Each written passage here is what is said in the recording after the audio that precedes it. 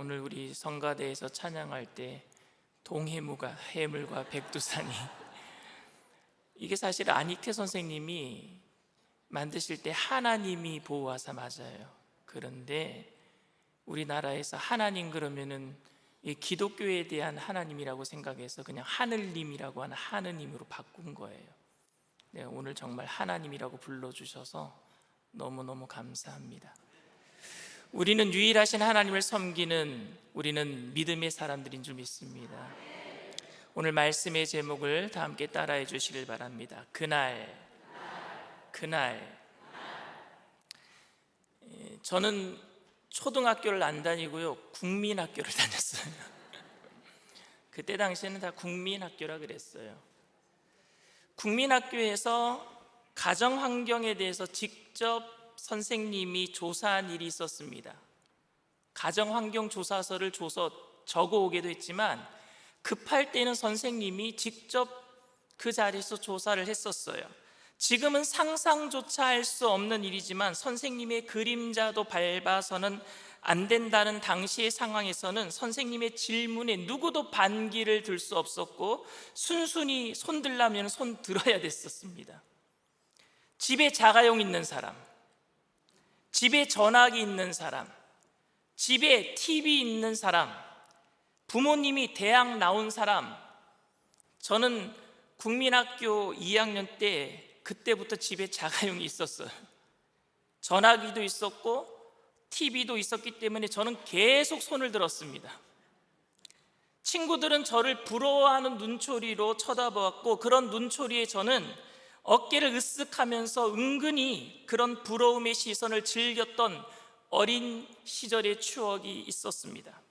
그런데 계속되는 질문 가운데 한 번도 손을 들지 못하는 친구가 있었는데 그는 바로 보육원에서 온 친구였었어요. 그 아이는 고개를 떨구고 있었고 그날 그 아이는요, 우리 반에서 가장 가난한 사람으로 낙인 찍히는 날이었었습니다. 혹시 여러분들 중에 가난했던, 자신을 감추고 싶었던 그 옛날 기억, 그 감추고 싶었던 가난했던 기억을 가지고 계신 분들이 계십니까? 변변한 옷 한 벌이 없어서 동창들 모임에 나가는 것이 꺼려지고 예배가 마친 후에 다른 사람들이 다 주차장을 다 빠져나간 후에 덜덜거리는 아주 나쁜 차량을 타고 아무도 보지 않을 때 주차장을 빠져나간 그런 기억은 없으십니까? 남들은 별로 관심도 두지 않는데 괜히 쩔쩔매고 위축되었던 기억 말입니다. 그런데 부자로 부러움이 대상이 되고 자랑스럽게 여겨진 기업가는 정반대로 부자이기 때문에 무엇인가 누리고 살고 있기 때문에 가난한 사람들 앞에서 미안하고 부끄러운 상황도 있을 수 있습니다. 사실 교인들이 적어서 부끄러운 목사는 없을 거예요. 교인들이 적어서 부끄러운 목사는 있어도 교인들이 많아서 부끄러운 목사는 없을 것입니다. 하지만 여러분, 열악한 환경에서 평생을 선교사로 헌신하신 선교사 앞에서는요, 제가 큰 교회 목회를 한다는 것이 부끄러워질 수도 있습니다. 평생을 독신으로 인도의 빈민가에서 자신의 모든 것을 쏟아놓고 어렵게 사셨던 테레사 수녀님 앞에서는 제가 가지고 있는 것을 자랑할 수가 없고 오히려 부끄럽게 됩니다. Not success, but service. 성공이 아니라 섬김이라는 좌우명으로 사셨던 32살에 한국에 오셔서 54살에 소천하기까지 미혼모, 한센이, 노숙인들을 섬겼던 셰핑 선교사님, 서서평 선교사님 앞에서는요, 제가 부끄러워진단 말입니다. 제가 가지고 있는 것이 오히려 편안하게 목회하고 있는 제가 그분들 앞에서는 부끄러워집니다. 오늘 본문에는 부자들이 고개를 들지 못하는 또 다른 상황을 이야기하고 있습니다. 오늘 본문 1절에서 2절 말씀입니다. 들으라 부한 자들아, 너희에게 임할 고생으로 말미암아 울고 통곡하라. 너희 재물은 썩었고 너희 옷은 좀 먹었으며 너희 금과 은은 녹이 슬었으니 이 녹이 너희에게 증거가 되며 불같이 너희 살을 먹으리라. 너희가 말세에 재물을 쌓았도다. 이 날이 무슨 날이에요? 바로 그날 재림의 날이에요. 예수님이 오셔서 우리를 심판하시는 그날. 오늘 본문에서 재미있는 표현은 부자들이 쌓아놓은 재물과 옷, 금과 은이 부끄러움이 된다라는 말씀입니다. 여러분들은 쌓아놓은 재물이 오히려 심판의 날에 올무가 된다라는 것을 어떻게 이해하시겠습니까? 여러분 어떻게 이해하시겠어요? 저는 제가 세상을 떠날 때에 재물이 조금 남아있으면 좋겠습니다. 제가 아내보다 더 오래 산다는 보장이 없어서요. 그래서 제가 혹시 일찍 떠나게 되면은 제가 남겨놓은 재물로 아내가 그래도 남은 생애를 조금 편안하게 살 수 있도록 제가 재물을 조금 남겨놓고 떠났으면 좋겠습니다. 혹시 주님께서 제 기도를 들어주신다면 아내와 한날 한시에 같이 주님 만났으면 좋겠어요. 제 아내는 그걸 원치 않지는 모르겠지만 죽기 전에 예수님께서 재림하시든지 아니면 같은 날 천국 가기를 저는 원합니다. 그리고 그 죽는 날을 안다면 제게 한 가지 소원이 더 있어요. 제가 제 심판의 날을 제가 그 날을 미리 안다면은 제가 가지고 있는 전 재산을 다 쓰고 죽었으면 좋겠어요. 죽는 날 남겨놓지 않고 미리 다 썼으면 좋겠어요. 그런데 그 날과 그 시를 알 수가 없으니까 남아있는 가족을 위해서 재물을 조금 남겨놓고 싶어하는 마음은 있습니다. 오늘 야고보 사도의 말씀은 남아있는 가족들을 위해서 재물을 조금이라도 모아놓는 것은 잘못된 것이다라고 경고하는 말씀은 아닙니다. 오늘 말씀은 재물의 목적을 두고 재물이 많아야 인정받고 재물이 없으면 이 땅에서 소외되니까 어떤 수단과 방법을 가리지 말고 재물을 모아야 한다라고 생각하는 비신앙적인 신앙관을 가지고 살고 있는 사람들을 경고하는 말씀입니다. 그렇다면 여러분, 야고보가 이야기한 부자들은 누구이겠습니까? 오늘 본문에 나타나는 부한자들아 라고 얘기했던 그 부한자들은 누구이겠습니까? 교인들 중에 부자들을 얘기하고 있는 것이라고 저는 생각하지 않습니다. 야고보 사도는 믿는 사람들은 절대 그런 비신앙적인 신앙을 가지고 살 수는 없다라는 것을 전제로 하고 얘기하고 있어요. 야고보 사도는 오늘 본문 전에 성도들에게, 여러분 지난 시간에 너무 오래전에 배워서 뭘 배웠는지 잘 기억도 안 나시죠? 지난 시간에 율법의 준행자가 되라 그랬어요. 판단자가 되지 말아라, 재판자가 되지 말아라, 율법의 준행자가 되어라. 비판과 비난에 대해서 제가 말씀을 드렸어요. 비난하지 말아라, 비방하지 말아라. 그때 썼던 호칭이 뭔지 아십니까? 형제들아였어요. 형제들아, 비판하지 말아라, 비난하지 말아라, 형제들아 율법의 준행자가 되라, 이렇게 얘기를 했습니다. 그런데 오늘은 부한자들아 라고 얘기하고 있어요. 오늘 본문은 야고보 사도가 유일하게 형제들아 라는 호칭을 사용하지 아니하고 부한자들아 라고 얘기를 하고 있습니다. 왜냐하면 그들은 형제 자매가 아닌 성도가 아니었기 때문에 그래요. 불신자들이었어요. 불신자들 중에 부한자들을 이야기하고 있는 겁니다. 그들은 그리스도를 모르고 인생을 소유와 신분으로 가진 것으로 판단하려고 했던 그 불신자들이었단 말입니다. 야고보 사도는 형제들에게 엄하게 경고할 때는요, 늘 회개하라, 돌이켜라 라는 단어를 썼습니다. 그런데 부한자들아 라고 말하면서 회개를 말하지 않고 단지 심판을 이야기하고 있을 뿐이에요. 회개하라는 얘기를 안 해요. 단지 심판만을 얘기합니다. 그들이 회개하면 안 된다라는 의미가 아닙니다. 이 말은 야고보 사도가 이 글을 쓴 목적이 불신자들이 회개하는 것이 아니라 다른 게 목적이었단 말입니다. 다른 게 목적이었어요.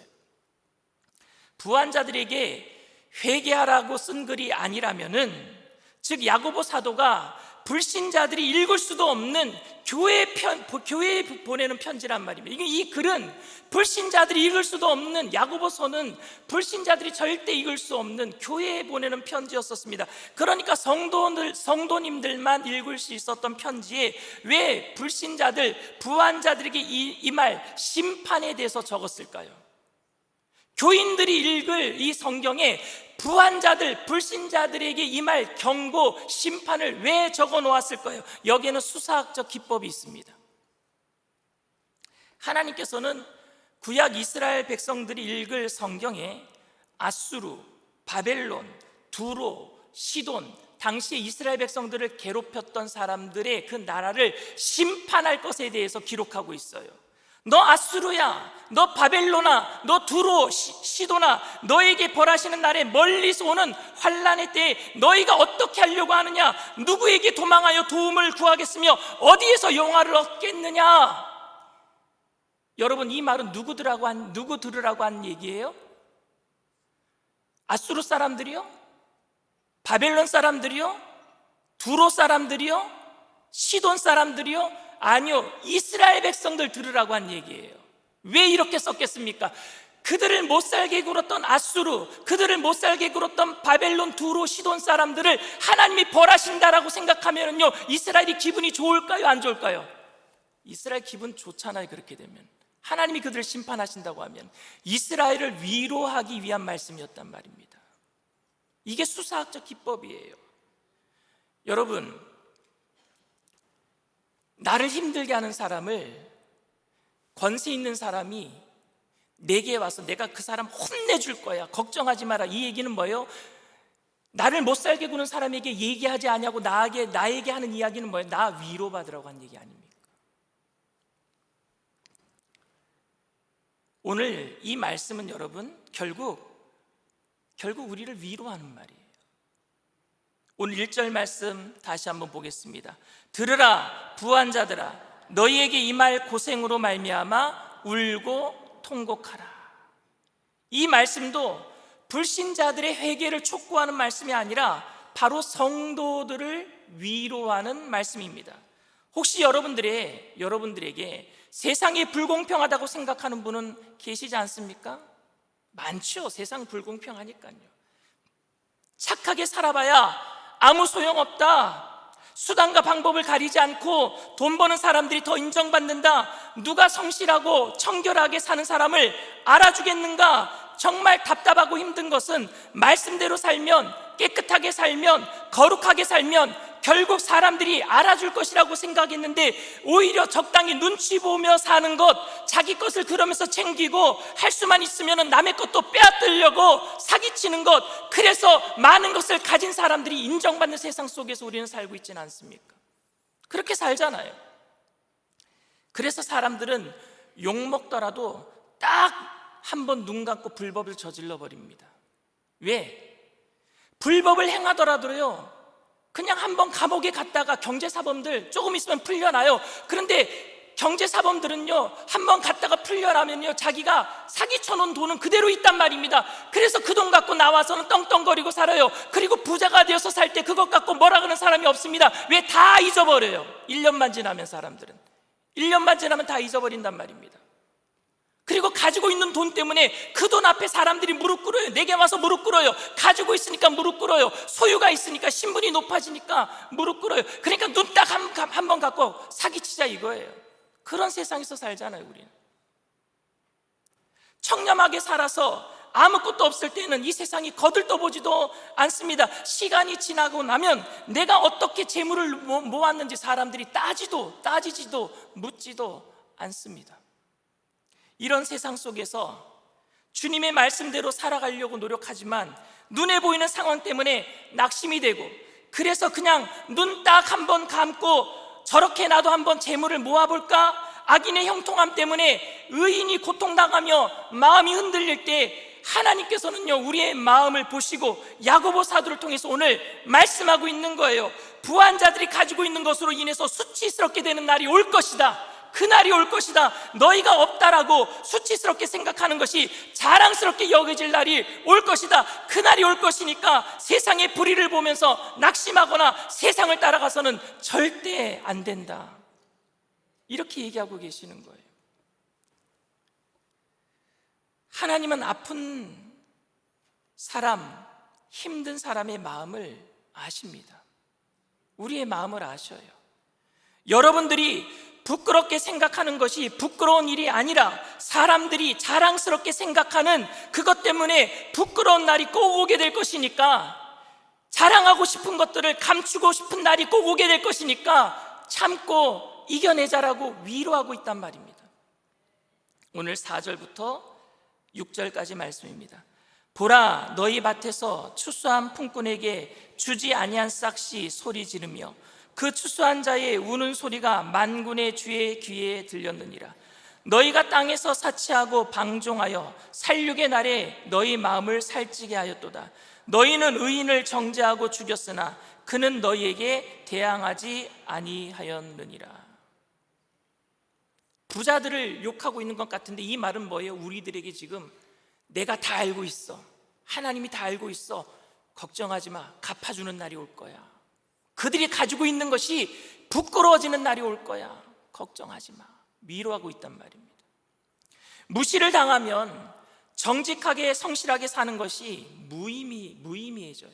무시를 당하면 힘들게 말씀대로 살아가는데 세상에서 무시를 당하면은요, 한순간에 우리의 결단과 의지가 꺾이게 돼요. 이렇게 살아서는 안 되겠구나, 착하게 살아서는 안 되겠구나, 말씀대로 살아서는 안 되겠구나, 우리의 의지가 꺾여버립니다. 그런데 그렇게 살면 안 됩니다. 왜냐하면 하나님의 앞에 서는 날이, 그 순간이 오기 때문에 그래요. 주님 앞에 서는 날이 오게 될 거예요. 악인이 형통하다고 악인을 따라가서는 안 됩니다, 여러분. 오늘 말씀은 부자를 향한 말씀이 아니라 약자와 하나님 때문에 고난받는 사람들을 향한 하나님의 위로의 말씀인 줄 믿습니다. 여러분, 구약에 하박국 선지자가 있어요. 어떤 성도님한테 하박국을 찾으라 그러니까 하박국이 3장밖에 없거든요. 그랬더니 하박국을 찾다가 그 하박국을 다 뜯어버렸는지 목사님한테 그러더래요. 제 성경에는 호박국이 없다고. 제가 여러분들에게 하박국을 찾으라는 얘기는 안 할게요. 근데 하박국 선지자가 너무너무 불의한 세상을 보고 하나님께 울부짖어요. 너무너무 불의한 세상을 보고. 그 부르짖음이 하박국 1장 12절에서 17절 말씀입니다. 주께서는 눈이 정결하심으로 악을 참아 보지 못하시며 패역을 참아 보지 못하시거늘 어찌하여 거짓된 자들을 방관하시며 악인이 자기보다 의로운 사람을 삼키는데도 잠잠하시나이까. 주께서 어찌하여 사람을 바다의 고기 같게 하시며 다스리는 자 없는 벌레 같게 하시나이까. 그가 낚시로 모두 낚으며 그물로 잠으며 투망으로 모으고 그리고는 기뻐하고 즐거워하여 그물에 제사하며 투망 앞에 분향하오니 이는 그것을 힘입어 소득이 풍성하고 먹을 것이 풍성하게 됨이니이다. 그가 그물을 떨고는 계속하여 여러 나라를 무자비하게 멸망시키는 것이 옳으니까. 세상에 이 이방 사람들, 하나님을 섬기지도 않은 사람들, 우리는 그들에게 잡히는 물고기처럼 만들어 놓고 하나님이 눈이 선하신데 그들의 악함을 그냥 지켜보고만 계십니까? 하나님 어찌 이럴 수가 있습니까? 통곡하는 거예요. 하박국이 통곡을 합니다. 이렇게 하박국이 울부짖었던 배경이 있습니다. 그때 상황이 어떤 상황이었느냐? 남유다에는요 아주 악독한 왕이 있었어요. 그게 므낫세입니다. 므낫세. 북이스라엘에서 가장 악독한 왕의 대명사는요 아합이었고요, 남유다에서는요 가장 악독한 왕이 므낫세예요. 근데 므낫세가요 아주 오랜 기간 다스립니다. 근데 그 폭정이 끝나고 나서 어린 아들이 요시야가 아들이 왕이 돼요. 8살에 왕이 돼요. 8살에. 근데 이 요시야가 왕이 됐는데 16살 되던 애예요. 이 요시야가 은혜를 받아요. 하나님께 은혜를 받고 성전을 청소하는 거예요. 근데 성전을 청소하다가 뭘 발견하느냐? 신명기서를 발견해요. 신명기서, 하나님의 율법을 발견하는 거예요. 그리고 그 율법을 읽을 때 이 요시야가요 옷을 찢어요. 우리가 잘못해서 이렇게 하나님께 이방 사람들을 통해서 우리가 멸망을 당했구나. 그 옷을 찢어요. 그러면서 종교개혁을 일으킵니다. 요시야가 이스라엘의 종교개혁을 일으켜요. 그러면서 바알과 아세라를 섬겼던 모든 우상 산당들을 다 때려 부숩니다. 놀라운 일들이 일어나요. 그때 있었던 선지자가 누구냐? 하박국이에요. 하박국은요 므낫세의 폭정 기간 동안에 하나님 어찌 이럴 수가 있습니까? 그런데 드디어 선왕이 나타났어요. 다윗과 같은 왕이 나타났어요. 드디어 이제 이스라엘이 복을 받겠구나 라고 생각했는데, 이 요시야가 39살 되던 해에, 젊은 나이죠, 애국가의 전쟁에 나가서요 허망하게 죽고 맙니다. 허망하게 죽어요. 온전한 종교개혁을 일으키려고 하박국과 같이 열심으로 나라를 위해서 일하다가 이 왕이 죽어버려요. 그리고 나서 폭정하는 더 악독한 왕들이 계속 나타납니다. 그때 하박국이 얘기하는 거예요. 하나님 어찌 이러실 수가 있습니까? 하나님을 잘 섬기는 왕은 그냥 데리고 가버리시고, 하나님을 안 섬기고 바알가세를 섬기는 왕들은요 그냥 계속 나타나고, 어찌 하나님 이러실 수 있습니까? 라고 하나님께 지금 묻고 있는 거예요. 결국에 이스라엘 백성들이 바벨론에게 멸망당하고 포로로 잡혀가는 모습을 하박국이 본 거예요. 그리고 이렇게 얘기하는 거예요. 하나님 어찌 이러실 수가 있습니까? 어떻게 악이 형통할 수 있습니까? 그렇게 절규하고 있는데 하나님이 하박국에게 응답하셨어요. 그때 하나님을 만난 하박국은요 기도가 바뀌어버려요. 어떻게 기도가 바뀌었느냐? 하박국 3장 17절 19절 여러분들이 잘 아는 말씀, 우리 다 같이 함께 읽겠습니다. 비록 무화과 나무가 무성하지 못하며 포도나무에 열매가 없으며 감람나무에 소출이 없으며 밭에 먹을 것이 없으며 우리의 양이 없으며 외양간에 소가 없을지라도 나는 야훼로 말미암아 즐거워하며 나의 구원의 하나님으로 말미암아 기뻐하리로다. 주 야훼는 나의 힘이시라. 나의 발을 사슴과 같게 하사 나를 나의 높은 곳으로 다니게 하시리로다. 아멘. 여러분 어떻게 이렇게 여러분 고백이 바뀔 수 있습니까? 어떻게 해요? 하박국은 어떤 응답을 받은 거예요? 하나님께. 하박국이 하나님을 만난 장면이 바로 하박국 3장 17절 19절 우리가 읽었는데 바로 전절 16절에 이렇게 기록되어 있습니다. 하박국 3장 16절입니다. 다 같이 읽습니다. 내가 들었으므로 내 창자가 흔들렸고 그 목소리로 말미암아 내 입술이 떨렸도다. 무리가 우리를 치러 오는 환난 날을 내가 기다림으로 썩이는 것이 내 뼈에 들어왔으며 내 몸은 내 처소에서 떨리는도다. 주님의 음성을 들을 때에 창자가 흔들렸대요. 주님을 만나는 거예요. 주님을 목소리를 들을 때 입술이 떨렸대요. 그 환난 날을 내가 기다림으로, 주님을 만나는 날, 그 환난 날을, 세상은 환난 날이지만 하나님께서 오시는 그날은 원수가 갚아주시는 날인 줄 믿습니다. 그 심판의 날을 내가 기다림으로, 그 날이 있기 때문에, 그래서 17절에 비록 무화과 나무가 무성하지 못하며, 그래서 나오는 거예요. 그 날을 내가 봤기 때문에, 하나님을 내가 만났기 때문에. 그래서 하박국은요, 여러분들이 잘 아는 사도 바울이 오직 의인은 믿음으로 살리라, 이게 로마서 말씀인데 그 말은요 하박국이 한 말이에요. 이 사도 바울이 한 말이 아니에요. 하박국이 한 말이에요. 하박국 2장 4절 말씀 우리 다 같이 읽습니다. 보라, 그의 마음은 교만하며 그 속에서 정직하지 못하나 의인은 그의 믿음으로 말미암아 살리라. 아멘. 믿음은 뭐예요? 그날이 있음을 보고 사는 거예요. 그날이 오니까. 사랑하는 성도 여러분, 하나님의 반드시 심판하시는 그날이 오니까 우리는 믿음으로 살아야 합니다. 믿음으로 살아야 돼요. 우리는 현상으로 사는 사람이 아니에요. 눈에 보이는 것으로 사는 사람들이 아닙니다.